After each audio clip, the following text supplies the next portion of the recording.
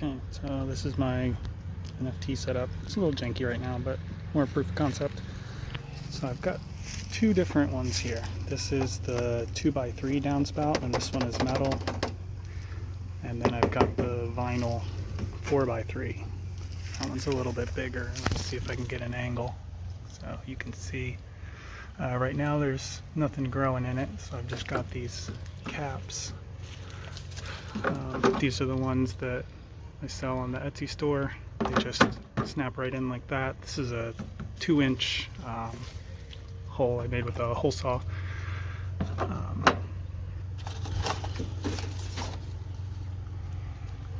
So these are not all strapped in, but these guys are the brackets.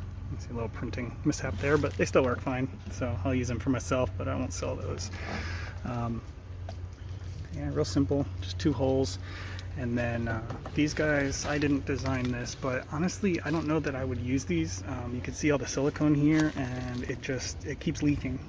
So what I would do is heat this up with a heat gun. Maybe I'll convert this soon and I'll do a video, but basically you flip this over, right, and heat this side until it gets soft. And then you can just push this up so you end up with it on an angle like that.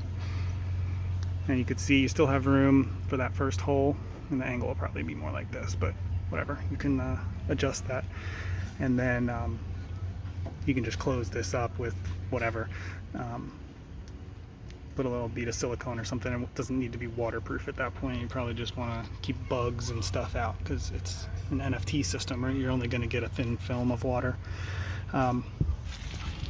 So yeah, basically you need a 3% grade. So I didn't bust out like a digital gauge or anything. All I did was I got my level out and I sat my level on top as I figured them out, and then I just drew lines. If you have a chalk line thing, I would say use that. It depends on the material you're using.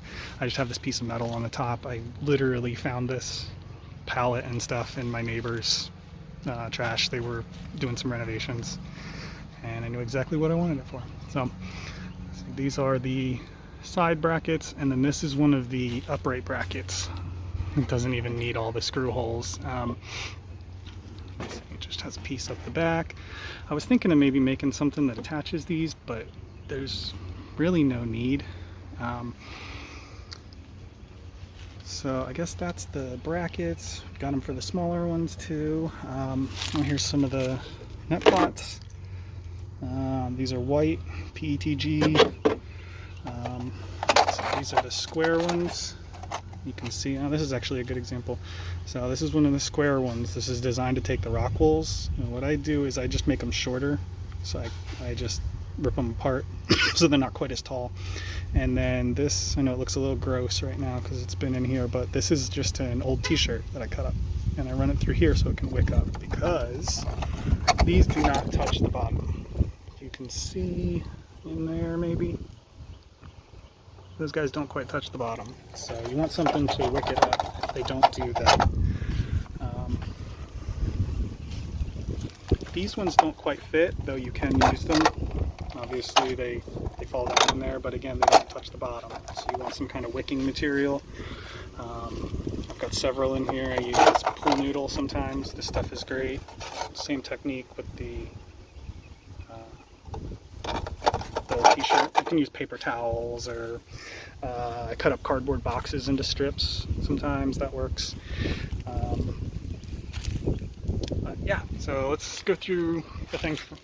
Let's look at the tank now. So I've just got a regular 5-gallon bucket.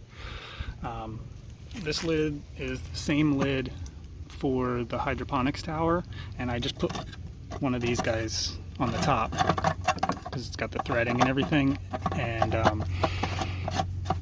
that way I can kind of get access and refill it easier. I've got these too, but you can configure these any way you want. You can see this is a section, right? So there's 6 of these, and you can do them with or without the holes. This is a hole I drilled. That's a separate thing. I'll probably make a piece for this because I think it's a smart idea to put these float switches in. I'll get to that one in a second. But yeah, so you want at least one hole, right? So your pump hose and your pump power wire can come out. I put this screen on the top. I've seen some people do really cheap hacks with shower caps. So you just go to like Dollar General and get a 5-pack or whatever of the shower caps for like $1. They're elastic, so it's perfect. They spread across here, and then you can just poke a hole wherever you need. They're very thin, so I would be very careful when you poke the holes. And then we've got these little guys too. I haven't listed these on the store yet, but these are just little covers which help to keep debris and stuff from falling in there, but they still have a little notch for the wire. Okay, so you can see down in here, well, there's like no water right now, but we've got the return hose from the last one that just runs straight down through, and then we've got this float switch. So the way the float switch works is pretty simple. It's a mechanical switch. So basically, let's see if we can do this while I'm holding the camera. This guy will move, right? It's just a plastic ball full of air. So when the water gets up, it's going to start to go like this and push it up. And what that does is close the valve in there. See how it pivots? So that's closed. No more water will come in. When it's like, so it should shut the water off when it gets to the proper level. So I can show you that in action right now. I love this plant. If you guys don't know this one, it's a bleeding heart. These things are great. Okay, so let's turn on the right one, maybe? Nope, that's not it. This one? Nope. Sorry, I've got a couple water lines here. Oh, do I even have this hooked up anymore? Oh, I'm sorry, I don't think I even have this hooked up anymore. Let's see. Running over here, and nope. I don't have it hooked up right now, but basically what I've got is just a little splitter like that. So these guys just go to different things. This one's obviously a hose, and the rest of these, this one is sprinklers, and the refill for the canisters. I forgot, we had a plumbing issue and I had to move all these things because the clean out's right there. And you can see one of my other lines running there because I've got the same setup over on that tower. So I'm just manually watching those water levels right now. But yeah, that just helps you to not have to pay attention to it quite as much. I would say, you know, I pay attention to it a little more because I'm just putting water in. If you have this, ideally would be hooked up to like a big reservoir where I'd have all my nutrient solution already made up, but can't really do that here. Those things are a lot, so maybe I can find a cistern or something. So for right now I just monitor the levels myself. So anyway, yeah, we got the pump hose over here. I've just got a small aquarium pump in here. You can see that thing is not very big. I think it's like 350 GPH. Anyway, run the hose up the back like this. And then I've got some of these fittings. These are actually marine. I got them for my kayak so that I could run some wires for my GPS and stuff, but they work perfectly for this. If you look, they have a screw on or a nut on the other side, so they'll fasten down, and then you can loosen them up here. So this is they have different sizes. PG, IP68, right? That's the waterproof thing. PG7. I don't know if you can see that, PG7. So that's the size. But yeah, I had a bunch of those laying around because I bought like a multi-pack of them. So I wasn't sure what sizes I would need and probably future things, and it was like $1 more for the multi-pack. So anyway, water comes in here, slowly drips down. So we can get a shot. I can't quite see the end of the hose, but yeah, so back up, give you a show of the whole system. So, got reservoir, it's going to pump up to here. We have a 3% run. I don't think I finished saying how I did that before. I just used my level. Set my level on each one and drew a line. I think we did talk about that actually. But yeah, I just set the level on there and then I got it level, and then I just went a little below. I basically put the bubble on the other side completely of the center line. And I figured that was good enough. We get good flow. I can fire this thing up if we want. I'm gonna plug everything back in. I'm gonna pause the video and you guys won't know, but I'll come right back. Okay, so I've got the float, the water turned on so we can see the float and everything in action, and actually pump some water just as a proof of concept. So you can hear the water running right now. If you look under here, you can see it just drips down, and then it just, so if I push this up, see, water's off. So just make sure you install these right so that they push up and they close when it gets full. You don't have to put them in the top either. I do because I need a good amount of water to make it through this run. Make sure the pump doesn't run dry and stuff. But you could, there's no reason you couldn't like drill it into the side or something like that. You know, if that worked better for you. Let's see how much water is in there. Okay, we're good. So yeah, let's turn the pump on.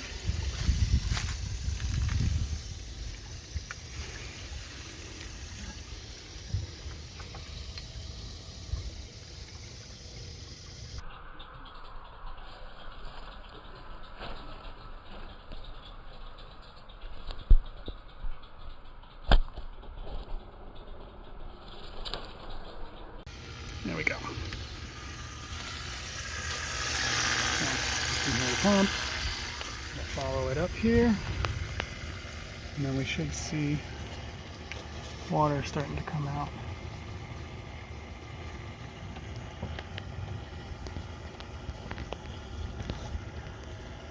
There you go. See if I can make that less blurry.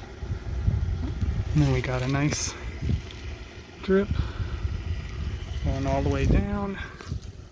Once it gets down here, you can see what I did was I stuck the hose up a little bit, so it keeps a little bit of water down here before it starts to build up and then drain down through here.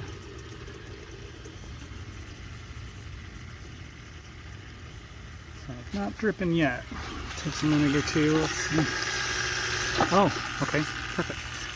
So you can see the switch is starting to do its thing.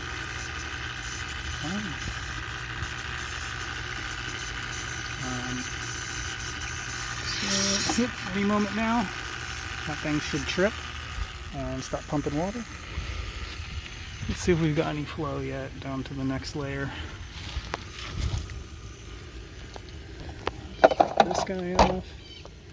No, looking pretty gross in there. You can see leftover roots and stuff from last time. You know, it's not too big a deal. You do want to rinse these things out a few times. Sometimes you'll leave like salt buildup and stuff from all the nutrient. Let's see, are we getting any flow yet? Oh, there we go. Just broke through. So if you look, there we go. You can see the tiniest little bit starting to drip down now. And then this guy out of there. There we go. On to the next level. So, like I said, this thing doesn't look fantastic, but it doesn't need to. Right? You know, this is my first one this big. I've had these guys smaller, and I mounted them to this planter. Actually, on the other side of it, I just had one run going down and then one coming back, and I've got some pictures that I'll put up I have like a ton of lettuce, just growing like crazy. So these systems will crank stuff out, but you'll be worried about stuff like that. So this is why I don't like the metal one. They've got this seam, and that basically always leaks at some point, so you'll get these slow drips. That's another reason why I like to have the float switch. So if you can, just leave it on. So close to being done. So then you can just leave it on. I would recommend putting some kind of a pressure regulator. Like, I don't have that on there now, but something like this.